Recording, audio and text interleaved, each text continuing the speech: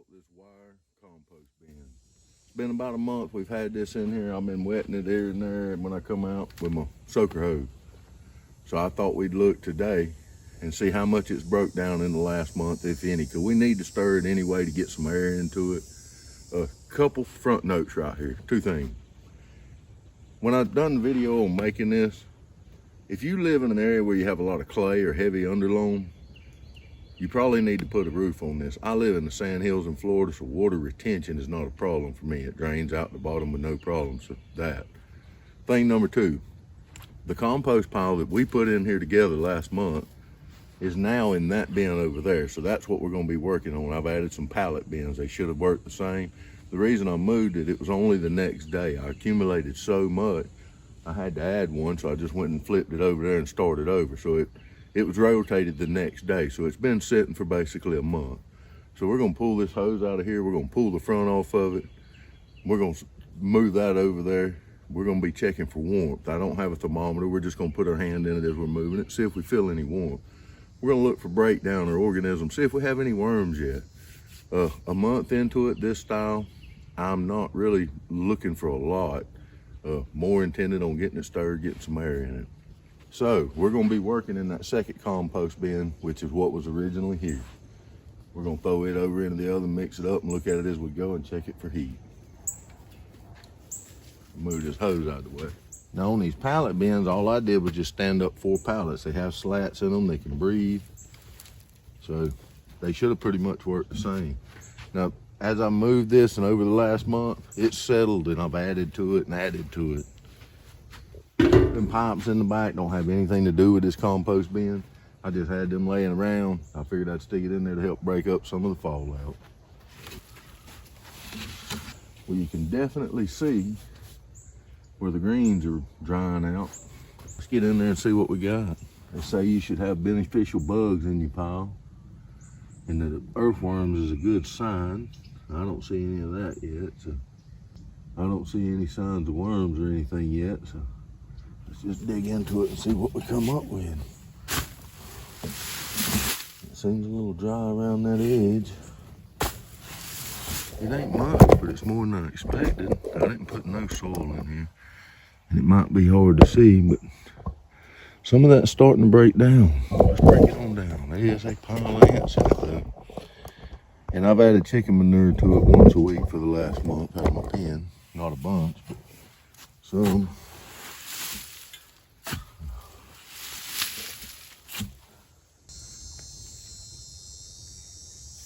And it is warm. It is warm in there.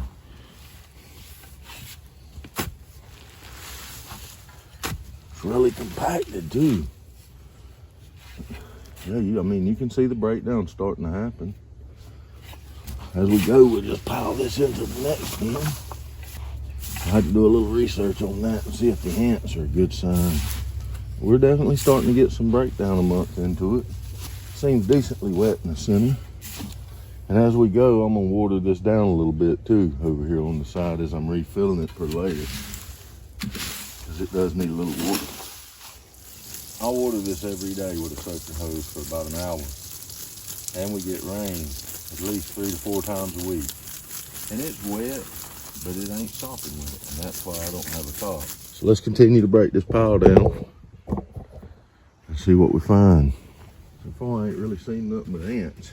But I am seeing some breakdown, so I'm happy about that. And by doing this, you're stirring your greens and you're carbon that much more when you rotate it, and you're introducing air into your pile. And just as I go, I'm chopping off of the each layer a little further down so that I'm getting a good mix up to throw back into my next pile.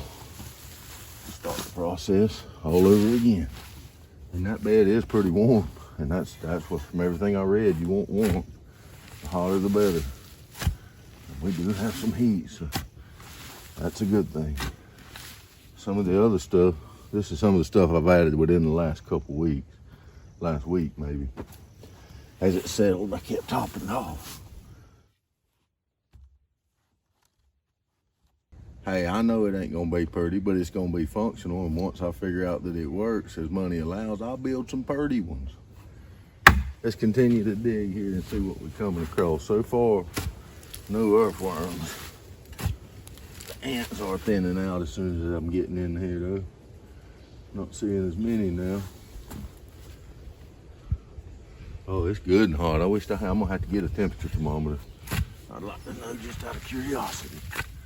So you see a lot of the greens that we put in here in that last video are breaking down. The ones you see that are bright green, they're coming from the top where I added to it.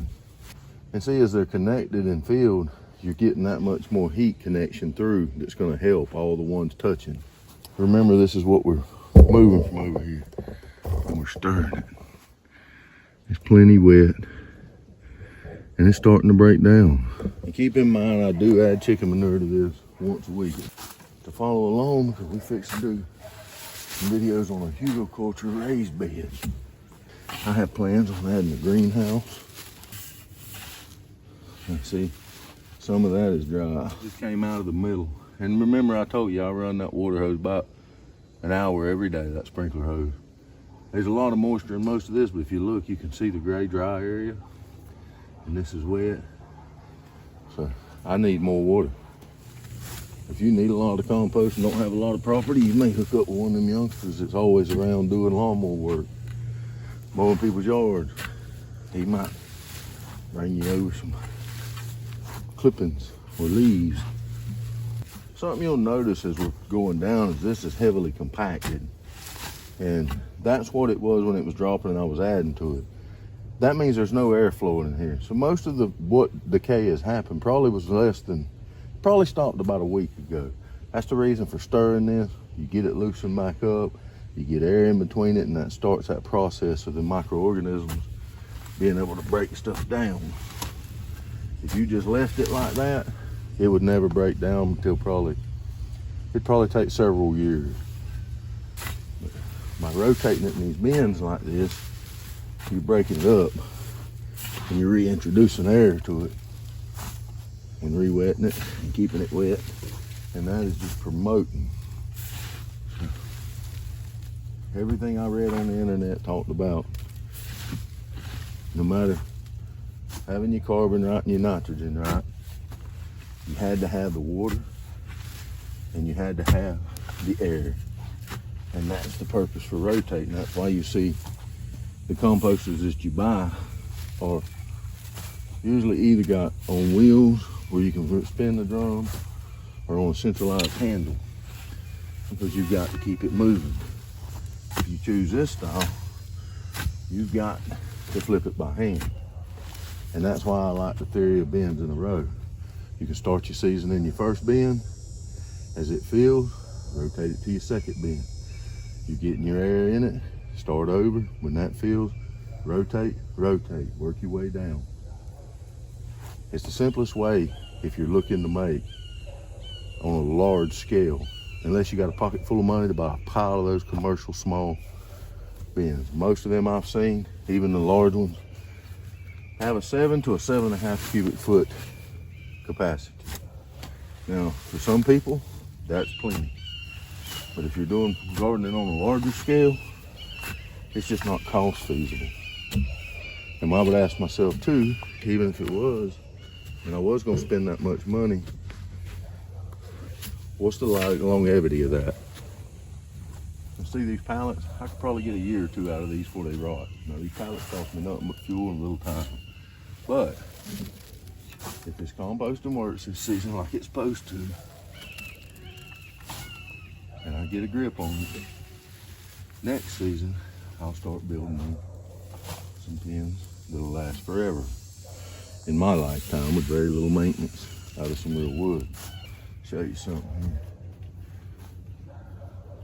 This is one of the ones, a sago leaf we put in there over a month ago when you was with me last time, those of you that was watching, and we loaded the bin. It's still breaking down. And as I go, I'm gonna continue to wet that bed again to break it. When it's compacted like that, it's not doing anything. Come across some earthworms.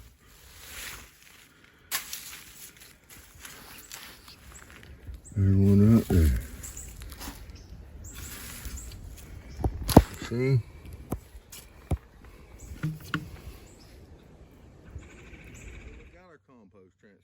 the next bin. Let's talk about what we've seen here today. On the good side, we had heat. We could feel the heat in it. I'll try to have a thermometer next time. We had breakdown. We could see the breakdown. We had ants. I don't know if that's a good thing or not. I'm gonna find out. We hadn't had the beneficial insects yet. The two negatives, we were dry. So I've wet it good as I've transferred it all. I apply more water than I have been on it. We still had enough water to start the breakdown because we had heat. We had heavy compaction. So instead of waiting a month, I'm gonna rotate the next one in 3 weeks. Now, in saying that, I may have to rotate it a little sooner. I hope not, but I may accumulate more because I'm fixing to take this and top off part of that and move it over here so I can start there. Just remember when we're doing these videos, the first one we did will always be in the bin on the furthest left. My right, your left. So I'm gonna continue to fill these. Join me back here hopefully in about 3 weeks roughly. We're gonna flip it and take a look at it again and see where we're at. I expect to see some beneficial insects, maybe even some earthworms in it by then. I'll study the ants till then and see if they're a good thing.